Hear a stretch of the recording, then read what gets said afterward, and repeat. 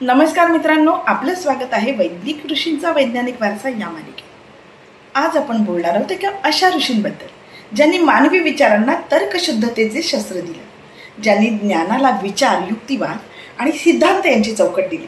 ते म्हणजे महर्षी गौतम। महर्षी गौतम हे न्यायशास्त्राचे जनक म्हणून ओळखले जातात। त्यांनी रचलेले गौतम न्यायसूत्र हे भारतीय तत्वज्ञानातील एक महत्त्वाचा ग्रंथ आहे। या ग्रंथातून त्यांनी विचार प्रणालीला दिशा दिली। तर्क म्हणजे काय, ज्ञान कसे प्राप्त होते, सत्य कसे ओळखायचे आणि चुकीचं योग्य कसं ठरवायचं। महर्षी गौतमांनी सांगितले की ज्ञान मिळवण्यासाठी आपल्याला प्रमाण म्हणजे साधनांची गरज असते। त्यांनी 4 प्रमुख प्रमाणांचा उल्लेख केला। प्रत्यक्ष, डोळ्यांनी कानांनी थेट अनुभवले जाणारे ज्ञान। अनुमान, एका गोष्टीवरून दुसरी गोष्ट ओळखणं, म्हणजे धूर दिसला तर तिथे अग्नी आहे हे ओळखणं।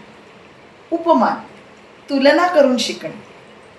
शब्द, विश्वासार्ह व्यक्ती किंवा ग्रंथ सांगतो ते ज्ञान। इतकंच नाही, त्यांनी न्याय ही केवळ वादविवादाची कला म्हणून न मानता सत्य शोधण्याची पद्धत म्हणून सादर केली।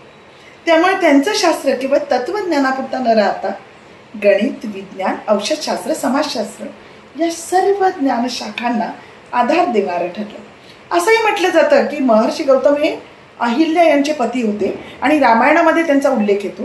पण आपल्यासाठी आज महत्त्वाचं आहे त्यांचं बौद्धिक योगदान।